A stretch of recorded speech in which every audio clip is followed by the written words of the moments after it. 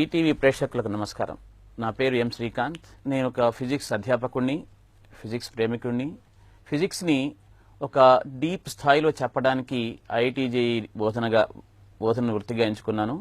April 3న జరిగే offline పరీక్ష కానీ, జేఈ మెయిన్స్ పరీక్ష ఆఫ్లైన్ కానీ, లేక 9th 10thలో జరిగే JEE mains computer based examination కానీ పిల్లలలో ఉన్న భయాలను అపోహలను తొలగించి వారికి కొంత సలహాలను అందించడానికి మీ ముందున్నాను. మీకున్న అనుమానాలను, భయాలను, తర్వాత సబ్జెక్టులో మీకున్న అపోహలను తొలగించుకోవడానికి ఫ్రీగా, భయం లేకుండా ప్రశ్నలు అడగండి. నా సాధ్యమైనంత వరకు మీకు సహాయం చేయడానికి ట్రై చేస్తాను. సార్, నా పేరు గౌతమ్ సార్. ఫిజిక్స్లో మనం మెయిన్గా కాన్సన్ట్రేట్ చేయాల్సిన టాపిక్స్ ఏముంటాయి? మామూలుగా ఏంటి అంటే, ఇది చాలాసార్లు విద్యార్థులు ప్రశ్నలు అడుగుతుంటారు. ఎక్స్పర్ట్స్ అనుకునే వాళ్ళు సరిగ్గా ఒక వాటర్ టైట్ కంపార్ట్మెంట్స్ లాగా మెకానిక్స్లో 10 మార్క్స్ వస్తాయి, లేకపోతే దీంట్లో 5 మార్క్స్ వస్తాయి, దీంట్లో 20 మార్క్స్ వస్తాయి అని ఇట్లా ఖచ్చితంగా చెప్తుంటారు. యాక్చువల్గా అది కొంతవరకు వేరే సబ్జెక్టుల్లో కరెక్ట్ అవ్వచ్చేమో, కానీ ఫిజిక్స్లో మాత్రం చాలా తప్పైన భావన అన్నమాట. ఎందుకు అంటే total physics is based on mechanics. So mechanics అనేది సరిగ్గా అర్థమవుతేనే మనం సెకండ్ ఇయర్ సిలబస్లో ఉన్న మిగిలిన టాపిక్స్ కూడా బాగా చేయొచ్చు.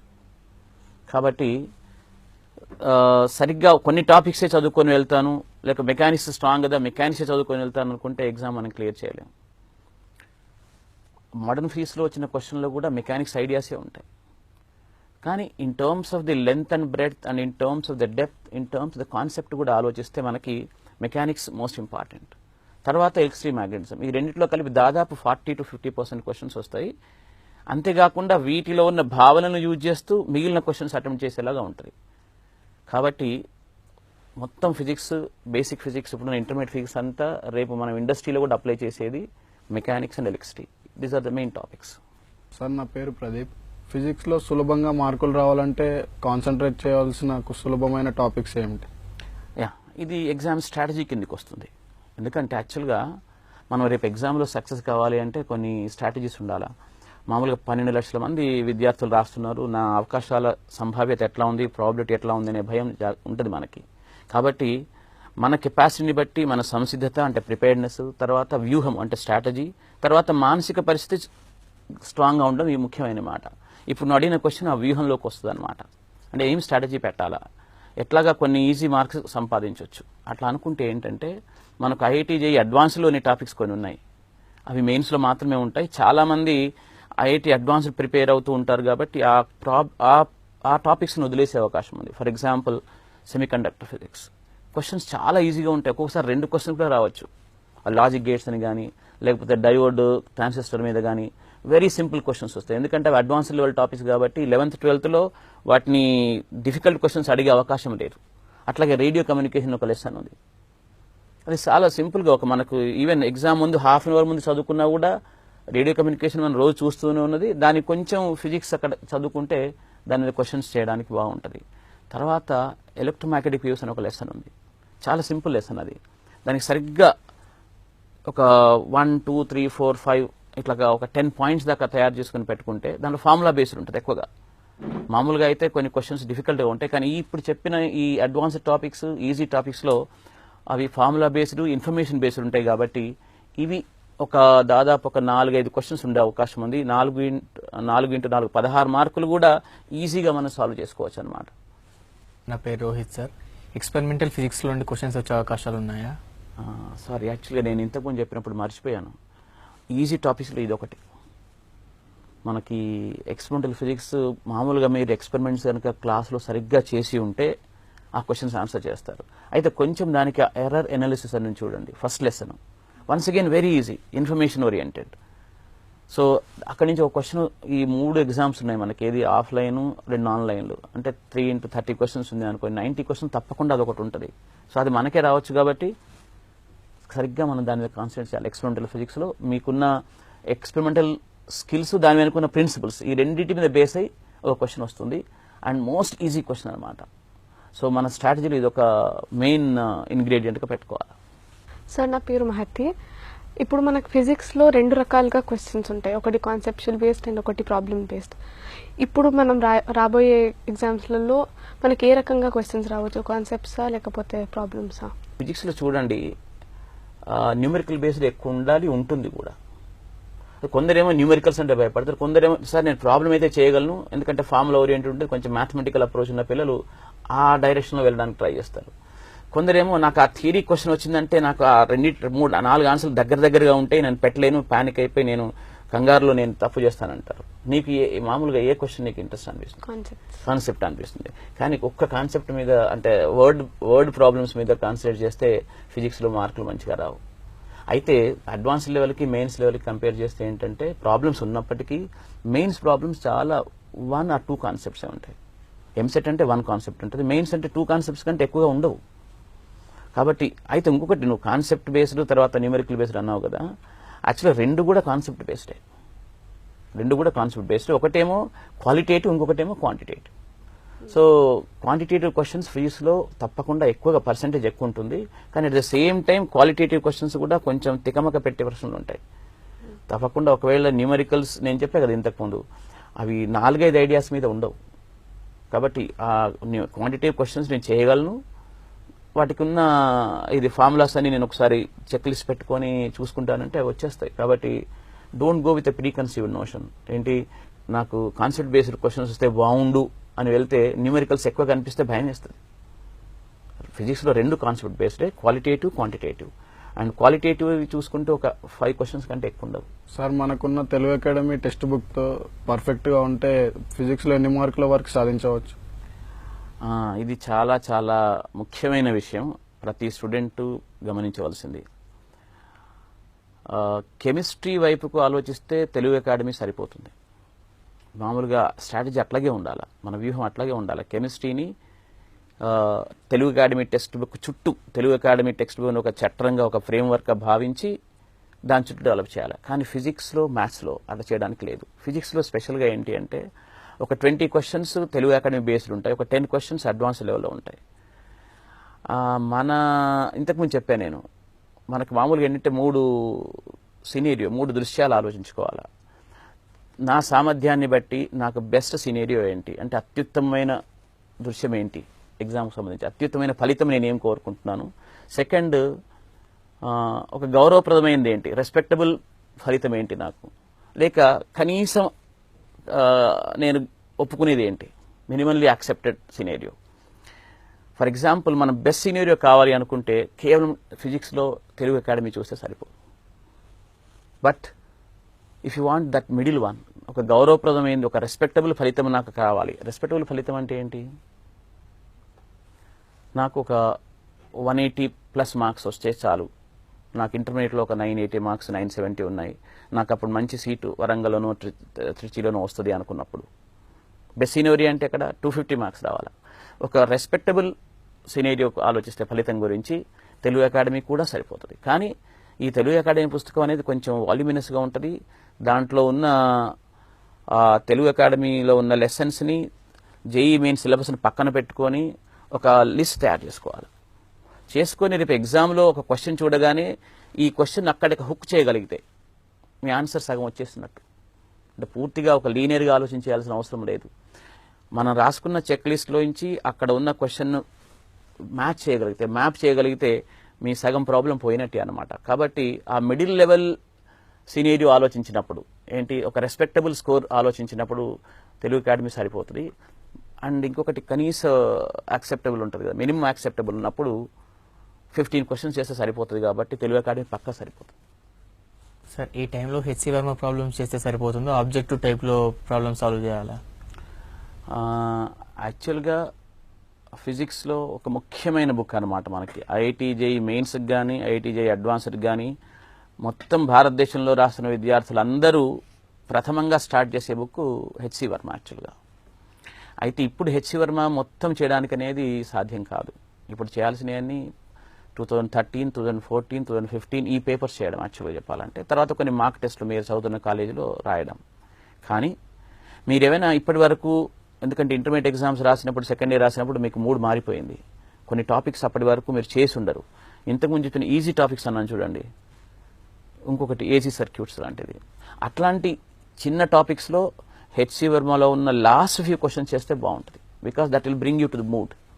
బట్ ఇప్పుడు మెయిన్గా చేయాల్సింది సరిగ్గా ఒక నెట్ ప్రాక్టీస్ లాంటి ఆబ్జెక్టివ్ ప్రాక్టీసే చేయాలి. But at the same time మన క్లాస్ నోట్స్ పక్కన పెట్టుకొని వాటికి మ్యాచ్ చేస్తూ చేయాలి. సార్ ఇప్పుడు మనకి ఫిజిక్స్లో డిఫికల్ట్ ప్రాబ్లమ్స్ అంటూ ఉంటాయి, అలాంటి వాటికి షార్ట్ కట్స్ అంటూ ఏమన్నా ఉన్నాయా? ఇంకొంచెం క్వశ్చన్ని మనం ఇంకొంచెం రీఫ్రేస్ చేద్దాం. ఏంటంటే క్వశ్చన్స్, ఎలాంటి క్వశ్చన్స్ డిఫికల్ట్గా ఉంటాయి, ఎలాంటి క్వశ్చన్స్ ఈజీగా ఉంటాయి, ఎప్పుడు అటెంప్ట్ చేయాలా, తర్వాత డిఫికల్ట్ క్వశ్చన్స్కి ఏమైనా షార్ట్ మెథడ్స్ ఉన్నాయా అని. ఫిజిక్స్లో ఏంటి అంటే క్వశ్చన్ పేపర్ తీయగానే ఒక స్ట్రాటజీ వైజ్ ఏంటి అంటే, ఇంతకుముందు అన్నావు కదా క్వాలిటేటివ్ క్వశ్చన్స్, తర్వాత షార్ట్గా ఉన్న క్వశ్చన్స్, అంటే ఒక పారాగ్రాఫ్ అంత క్వశ్చన్స్ కూడా ఒక్కొక్కసారి ఉంటాయి, కొన్ని 2-3 లైన్లకే ఉంటాయి. సో మనం పేపర్ తీయగానే ఈ 2-3 లైన్ల క్వశ్చన్స్ చూసుకోవాలా. తర్వాత క్వాలిటేటివ్లో ఒక చిన్నగా ఆలోచిస్తే ఆన్సర్ తట్టుతుంది. నువ్వు స్ట్రాంగ్ అని చెప్పినావు అట్లాగే. సో అందుకోసమని ఆ ఫస్ట్ క్వశ్చన్స్ తీసుకోవాలా, అవి చేసేస్తాం. ఏంటి షార్ట్ క్వశ్చన్స్, షార్ట్ సెంటెన్స్ ఉన్న క్వశ్చన్స్, ఒక పారాగ్రాఫ్ లాగా అంత కనిపించిన క్వశ్చన్ కాకుండా ఒక 2-3 లైన్లు ఉన్న క్వశ్చన్, తర్వాత క్వాలిటేటివ్ క్వశ్చన్స్, ఇకపోతే న్యూమరికల్స్ వస్తాయి. ఫిజిక్స్లో షార్ట్ కట్స్ ఆల్రెడీ సబ్జెక్ట్లోనే ఉన్నాయి. ఏంటవి? మొత్తం ఫిజిక్స్ అంతా అక్రాస్ ద ఫిజిక్స్ చూస్తే ఒక 4-5 ఐడియాలు ఉన్నాయి. ఏంటి? మనం ప్రాబ్లమ్ని ఏ రెఫరెన్స్ ఫ్రేమ్ నుంచి చేస్తున్నాము, F=ma అప్లై చేస్తున్నామా? చూడండి, ఇది F=ma అప్లై చేస్తున్నామని ఒక మెకానిక్స్కి సంబంధించింది కాదు. It cuts across the whole syllabus. ఒక జామెట్రికల్ ఆప్టిక్స్లోనే మనకు ఉండదు అది. కానీ F=ma అప్లై చేస్తున్నామా, టార్క్ =I అప్లై చేస్తున్నామా, లేక dk + du - d work by other force = 0 అని ఎనర్జీ కన్జర్వేషన్ అప్లై చేస్తున్నామా, కన్జర్వేషన్ లీనియర్ మొమెంటం చేస్తున్నామా, యాంగులర్ మొమెంటం చేస్తున్నామా, అంటే conservation laws, Newton's laws, reference frame, ఇవే షార్ట్ కట్స్. యాక్చువల్గా ఎవరైతే ఒక ఫిజిక్స్ ప్రాబ్లమ్ని ఇట్లాంటి బేసిస్ నుంచి అటాక్ చేయగలుగుతారో వాళ్ళు చాలా బాగా చేస్తారు. షార్ట్ కట్స్ కొన్ని మ్యాథ్స్లో ఉండొచ్చు, ఫిజిక్స్లో షార్ట్ కట్స్ ఏమీ ఉండవు. కానీ ఒకటి ఉంది, ఎప్పుడు వచ్చే స్టాండర్డ్ ప్రాబ్లమ్స్ ఉంటాయి. ఈ స్టాండర్డ్ ప్రాబ్లమ్స్ లిస్ట్ మనం మొదలే చేసుకోవాలి, వాటిని గుర్తుపెట్టుకోవాలి. ఈ స్టాండర్డ్ క్వశ్చన్స్ రావచ్చు, ఈ స్టాండర్డ్ క్వశ్చన్స్ రాకపోయినా ఇంకొక క్వశ్చన్లో ఈ స్టాండర్డ్ క్వశ్చన్ యూజ్ చేసి చేసుకోవచ్చు. ఈ రకమైన స్ట్రాటజీ ఫిజిక్స్లో పనిచేస్తుంది. సార్ ఈ లాస్ట్ ఫ్యూ డేస్ అంటే 4 to 5 days బిఫోర్ ఎగ్జామ్ మనం మళ్ళీ ఫిజిక్స్ని రివైజ్ చేయడం ఎలా సార్? ఒక రకంగా చెప్పాలంటే ఈ 4 to 5 daysలో చాలా కూల్గా ఉండడం ముఖ్యం అని చెప్తాను నేను. అంటే మామూలుగా చూస్తుంటాం మనం, ఎగ్జామ్కి ఫాదర్ వెంట వెళ్తూ స్కూటర్ మీద వెళ్తున్న పిల్లల్ని చాలామంది చూశాను. ఫాదర్ బ్యాక్ మీద ఇట్లాగా బుక్ పెట్టేసి అవుతాం. ఆ టెన్షన్ అసలు అవసరం లేదు. కానీ ఫిజిక్స్ సంబంధించిన వరకు కొత్తగా ప్రాబ్లమ్స్ చేయాల్సిన అవసరం లేదు. జస్ట్ వీలైతే ఏం చేయాలంటే ఒక చోట కూర్చొని అక్రాస్ ద సిలబస్ నేను ఏ పాయింట్స్ రికలెక్ట్ చేసుకోగలను, అంటే రెఫర్ చేయకుండా ఏ పాయింట్స్ నేను స్వతహాగా రికలెక్ట్ చేసుకోగలను అని కూర్చొని 1, 2, 3, 4, 5, 6, 7 అట్లాగా ఒక 20 pages నోట్స్ మీరు రాయగలిగితే ఒక కంప్లీట్ కాన్ఫిడెన్స్ వస్తుంది అన్నమాట. అండ్ ఫిజిక్స్లో చాలా ఈజీ కూడా, ఎందుకంటే ఒక 30-40 ఐడియాసే ఉంటాయి టోటల్గా. సో ఆ 30-40 ఐడియాస్ని మనం బుక్ రెఫర్ చేయకుండా, నోట్స్ రెఫర్ చేయకుండా, అంటే దానికంటే ముందు రెఫర్ చేసుకొని ఒకసారి అక్కడ పక్కన పెట్టేసి నేను ఇవన్నీ ఒక రోజుకొక 10 ఐడియాస్ను రీకలెక్ట్ చేసుకోగలనా, ఈ 10 ఐడియాస్కు ఒక్కొక్క దానికి ఒక ప్రాబ్లం నేనేమైనా అటాచ్ చేయగలనా చూస్తే ఏంటంటే ఒక కంప్లీట్ ప్రిపేర్డ్నెస్ వస్తుంది అనమాట. సో ఆ 4-5 daysలో అలాంటి రివిజనే బాగా పనికొస్తుంది. లేకపోతే టెన్షన్ వస్తుంది, అయ్యో ఇది కవర్ చేయలేదు, అది కవర్ చేయలేదు, ఇప్పుడు కొత్తగా వెళ్ళి టెన్షన్ పడే కంటే ఆ రకమైన స్ట్రాటజీ బాగా పనిచేస్తుంది. నాకు ఫిజిక్స్ అంటే కొంచెం భయం ఉంది. కాన్సెప్ట్స్ అర్థమవుతున్నట్టు ఉంటుంది, ప్రాబ్లమ్ సాల్వింగ్ రాదు. సో మినిమం మార్క్స్ స్కోర్ చేయడం ఇలా. మినిమం మార్క్స్ అంటే చూడు, మనకు కనీసం ఒక 200 టోటల్గా రావాలంటే కెమిస్ట్రీ ఒక 80-90, తర్వాత మ్యాథ్స్ ఫిజిక్స్లలో ఒక 50-60. సో ఈ 50-60 మినిమం మార్క్స్గా పెట్టుకోవాలి. పెట్టుకొని మనకు మొదలే తెలుసు నాకు ఫిజిక్స్ కొంచెం భయం అంటున్నావు కదా, కాబట్టి మొత్తం క్వశ్చన్స్ అటెంప్ట్ చేయడానికి ట్రై చేయకూడదు. సరిగ్గా 30 questions ఉంటాయి అనుకో, 30 questions లో 15 questions-కే 1 hour ఇస్తాను నేను. అంతకంటే ఎక్కువ టైం చూడండి, 15 questions-కి 1 hour ఇస్తే ఒక్కొక్క క్వశ్చన్కి డబుల్ టైం వచ్చింది. తర్వాత ఈ 15 questions-లో కూడా నా ఏరియాస్ ఏంటి, ఇంతకుముందు చెప్పినా కదా, కొన్ని ఈజీ టాపిక్స్ ఉన్నాయి, ఇంకా కొన్ని ఫస్ట్ ఈజీ టాపిక్స్ కాకుండా ఇంకొన్ని ఈజీ టాపిక్స్ ఉన్నాయి. ఫర్ ఎగ్జాంపుల్ హైడ్రోస్టాటిక్స్ ఉంది, థర్మోడైనమిక్స్ ఉంది. ఇవన్నీ మళ్ళీ కష్టమైన టాపిక్స్ కావు ఇవి యాక్చువల్గా చెప్పాలంటే. సో 15 క్వశ్చన్స్కి 1 అవర్ పెట్టుకొని తప్పులు చేయకుండా చూడండి, తప్పులు చేసి మార్క్స్ పోగొట్టుకునే కంటే చాలా మంది ఏం చేస్తారంటే అన్ని పెట్టే ఏదో కొంత తగులుతుంది అంటారు. You are playing with your luck. అదృష్టంతో మనం ప్రయోగాలు చేస్తున్నట్టుగా అవుతుంది. కాకుండా ఆ 15 క్వశ్చన్స్ పెట్టుకొని ఆ 15 క్వశ్చన్స్లో నీ క్వశ్చన్స్ను పట్టుకోగలిగితే ఫీజులో ఇన్ మార్క్స్ ఈజీగా వస్తుంది. సార్ ఇప్పుడు నాకు కెమిస్ట్రీలో కొంచెం కాన్ఫిడెన్స్ తక్కువ ఉన్నప్పుడు అప్పుడు నాకు ఆ కెమిస్ట్రీ మార్క్స్ నేను ఫిజిక్స్ ద్వారా కవర్ చేసుకోగలుగుతాను. అంటే కెమిస్ట్రీలో ఆ నేచర్ ఆఫ్ సబ్జెక్ట్ని బట్టి నీ ప్రిపరేషన్ని బట్టి నీకు కెమిస్ట్రీలో కాన్ఫిడెన్స్ రాలేదు. సో దాన్ని ఫిజిక్స్ నీకు చాలా ఇష్టమైన సబ్జెక్ట్. ఇంతకుముందు నన్ను క్వాలిటేటివ్గా నేను చాలా బాగా చేయగలను అని. కానీ ఏంటి అంటే ఒక్కొక్కసారి ఏమవుతుంది అంటే మనం ఏదైతే స్ట్రాంగ్ అనుకొని పోతామో అక్కడే కొంచెం గేమ్ టఫ్ అవుతుంది కదా. మామూలుగా వాళ్ళ క్రికెట్ అనాలజీ చాలా మందికి అర్థమవుతుంది. ఒక పర్టికులర్ ప్లేయర్ నాకు T20 బాగుంటుంది, ఇంకో ప్లేయర్ ఏమో నాకు టెస్ట్ బాగా ఆడగలను, ఇంకోసారి వన్ డే బాగా ఆడగలను అనుకుంటారు యాక్చువల్గా. కానీ ఒక పర్టికులర్ స్టేజ్లో అక్కడ పరిస్థితిని బట్టి ఏమవుతుందంటే మనం స్ట్రాంగ్గా ఉన్న చోట కూడా మనం ఎక్కువగా దాని మీదనే కాన్సన్ట్రేట్ చేసేసరికి టెన్షన్ కూడా క్రియేట్ అవుతుంది. కాబట్టి ఫిజిక్స్తో కెమిస్ట్రీ కవర్ చేయడం అనేది కొంత సరైన పద్ధతి కాదు. కానీ ఒక అడ్వాంటేజ్ ఉంది మెయిన్స్లో, మనకి సబ్జెక్ట్ వైజ్ కట్ ఆఫ్ ఏమీ ఉండదు. కాబట్టి స్ట్రాంగ్ సబ్జెక్ట్లో ఎక్స్ప్లాయిట్ చేయడం అనేది ఒక డెఫినెట్గా స్ట్రాటజీయే. కానీ ఆ స్ట్రాటజీని పూర్తిగా దాని మీద డిపెండ్ అయి వెళ్ళకూడదు. డిపెండ్ అయితే వెళ్తే దెబ్బతిన్న పిల్లలు నాకు చాలా మంది తెలుసు. ఆ రకంగా ఉందనుకో, ఫిజిక్స్ బాగా ఉంది నీకు, కెమిస్ట్రీ రావట్లేదు, ప్రాబ్లం ఏం లేదు యాక్చువల్గా చెప్పాలంటే. కానీ ఇంకొక ప్లాన్ బి కూడా, ఫిజిక్స్ కష్టమైనా కూడా నీ కెమిస్ట్రీ నేను మినిమం మేనేజ్ చేయాలా. ఇంతకుముందు అన్నట్టుగా కెమిస్ట్రీలో కూడా ఒక 15 క్వశ్చన్స్ తప్పకుండా ఆన్సర్ చేస్తాను అనుకుని ప్లాన్ చేసుకోవాలా. పూర్తిగా మన బెట్స్ అని ఒకే సబ్జెక్ట్ మీద పెట్టడం కానీ అది సరైన పద్ధతి కాదనమాట. సార్ మెయిన్స్ ఎగ్జామ్లో 30 క్వశ్చన్స్ సాల్వ్ చేయడానికి 1 అవర్ టైం సరిపోతుందా? ఫిజిక్స్కి ఫిజిక్స్ యాక్చువల్గా 1 అవరే సరిపోవాలా. ఎందుకంటే కెమిస్ట్రీ కొంచెం మామూలుగా నేను చెప్పే స్ట్రాటజీ ఏంటి అంటే కెమిస్ట్రీ ఫస్ట్ తీసుకోమని, ఎవరికైనా కూడా ఎందుకైనా కూడా కెమిస్ట్రీ ఫస్ట్ తీసుకొని దాని ఒక 40 మినిట్స్లో కంప్లీట్ చేసేసి ఆ 20 మినిట్స్ మ్యాథ్స్కి తీసుకెళ్ళాలి. ఎందుకంటే మ్యాథ్స్ లెందీగా వచ్చే అవకాశం ఉంటుంది. జనరల్ స్ట్రాటజీ చెప్తున్నాను. ఫిజిక్స్కి 1 అవర్లో చేయగలిగితే your chance are very very bright. Physics 1 hour, chemistry 40 minutes, maths 1 hour 20 minutes. అయితే ఫిజిక్స్కు ఒక్కొక్కసారి ఏమవుద్దంటే ఇంతకుముందు చెప్పినట్టుగా లెందీ క్వశ్చన్స్ ఇచ్చే అవకాశం ఉంటుంది. ప్రాబ్లమ్ సెట్టింగ్ అప్ అనేది ప్రాబ్లం అవుతుంది. అట్లాంటప్పుడు 1 అవర్కి ఇంకొక 5 మినిట్స్ లేక 10 మినిట్స్ కెమిస్ట్రీ నుంచి బారో చేసుకుంటే బాగుంటుంది. లేకపోతే 1 అవర్లో మేనేజ్ చేయడమే శ్రేయస్కరమైంది. సార్ ఈ previous year question papers solve చేయడం ద్వారా ఏమైనా మార్క్స్ వచ్చే ఛాన్సెస్ ఏమైనా ఉన్నాయి? నిజంగా చెప్పాలంటే ఆ క్వశ్చన్స్ వస్తాయని మాత్రం అనుకోకూడదు. ఐఐటీ జేఈ మెయిన్స్లో అక్కడక్కడ కొంచెం అట్లాంటి ఛాయలు కనిపిస్తాయి, అడ్వాన్స్లో అయితే అవి కనిపించవు. కానీ ఏంటంటే లాస్ట్ ఇయర్ నుంచి లాస్ట్ 3 ఇయర్స్ పేపర్ చేయడం వల్ల ఒక మంచి అడ్వాంటేజ్ ఉంది. ఏముంది అంటే డిఫికల్టీ లెవెల్ తెలుస్తుంది.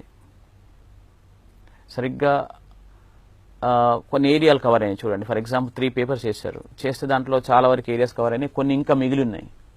సో ఇమ్మీడియట్గా మనం మిగిలిన ఏరియాస్ కవర్ చేసుకోవచ్చు అనమాట. పేపర్స్ చేయడము, దాని అనాలిసిస్ చేయడం. జనరల్గా అయితే టాపిక్స్ అన్నీ రిపీట్ అవ్వవు, క్వశ్చన్స్ కూడా రిపీట్ అవ్వవు. కానీ కనీసం ఆ tone and tenor of the exam తెలుస్తుంది. తర్వాత వాళ్ళు వదిలేసిన కొన్ని టాపిక్స్ మనం చూసుకునే అవకాశం ఉంది. సో డెఫినెట్గా అండ్ స్లోగా ఏమవుతుంది అంటే డిఫికల్టీ లెవెల్ పెరుగుతుంది. కాబట్టి ఆ డిఫికల్ట్గా వస్తున్న క్వశ్చన్స్ ఏ ఏరియాలో వస్తున్నాయి, ఎక్కడ ఆ డిఫికల్ట్ క్వశ్చన్స్ చేసే అవకాశం ఉందన్నది కూడా మనకు అవగాహన వస్తుంది. కాబట్టి ఇప్పుడు ఆ పేపర్స్ సాల్వ్ చేస్తే కొంత ఓవరాల్గా లాభం కలుగుతుంది. క్వశ్చన్స్ రిపీట్ అవ్వడం కాకుండా ఒక బ్రాడ్ బేస్డ్ బెనిఫిట్ జరుగుతుంది అనమాట. మ్యాథ్స్, ఫిజిక్స్, కెమిస్ట్రీలలో చూస్తే ఫిజిక్స్ ఎగ్జామ్ అనేది ఒక స్థాయి దాటిన తర్వాత, అంటే విద్యార్థి యొక్క సామర్థ్యం ఒక స్థాయికి వచ్చిన తర్వాత ఫిజిక్స్ అనేది చాలా ఈజీగా ఉంటుంది. ఎగ్జామ్స్లో లాస్ట్ ఫ్యూ ఇయర్స్ ఎగ్జామ్స్ మనం ఆలోచిస్తే ఫిజిక్స్లో యాక్యురసీ ఎక్కువ, మ్యాథ్స్లో ఒక్కొక్కసారి క్వశ్చన్స్ లెందీగా రావచ్చు, కెమిస్ట్రీలో ఇన్ఫర్మేషన్ ఓరియంటెడ్ క్వశ్చన్ వచ్చి కొన్ని మిస్ చేయొచ్చు. కానీ ఫిజిక్స్ క్వశ్చన్స్లో యాక్యురసీ ఎక్కువ, ఫిజిక్స్లో మనం ఎక్స్పెక్ట్ చేయడం కూడా ఎక్కువగా చేయొచ్చు అనమాట. ఈ ఏరియా నుంచి వస్తే ఈ క్వశ్చన్ వస్తుంది అని మనం ఖచ్చితంగా ఎక్స్పెక్ట్ చేయొచ్చు. కాబట్టి ఐఐటి జేఈలో ఒక మంచి ర్యాంక్ సాధించుకోవాలి అంటే ఫిజిక్స్ అనేది ఒక మంచి వరం లాంటిది. ఈ మధ్యన ఫిజిక్స్లో మార్క్స్ చాలా రావడం జరుగుతుంది. ఇంతకుముందు ఏంటంటే ఫిజిక్స్ అంటే తెలుగులో భౌతిక శాస్త్రం, అది భౌతిక శాస్త్రం నాకు అర్థం కాదు, దాన్ని నేను చేయలేననే భయం ఉండేది. కానీ ఈ మధ్యన ఎస్పెషల్లీ మన తెలుగు రాష్ట్రాల్లో పిల్లలు ఫిజిక్స్ చాలా బాగా చేస్తున్నారు. కాబట్టి పిల్లలు ఫిజిక్స్ భయం వీడి తర్వాత అన్నిటికంటే ముఖ్యమైనది ఒకటి చెప్తాను ఇక్కడ. After all we're going for an exam. అదే మన లైఫ్ కంటే ఎక్కువది కాదు, అది లార్జర్ దెన్ లైఫ్ ఇమేజ్ దానికి ఇవ్వకూడదు. మనం ఇవ్వకుండా చెప్పాను కదా, ఒక సంసిద్ధత, తర్వాత ఒక వ్యూహము, తర్వాత సరి అయిన మానసిక పరిస్థితి కనుక మనం అనే ఈ ఆయుధాలను సమకూర్చుకొని వెళ్తే అక్కడ ఆ యుద్ధ రంగంలో విజయం సాధించి మనం హ్యాపీగా తిరిగి రావచ్చు, మన పేరెంట్స్ని హ్యాపీగా చేయొచ్చు, మనం హ్యాపీగా అవ్వచ్చు, ఓవరాల్గా విజయం వైపు మనం సాగవచ్చు అన్నమాట. Thank you.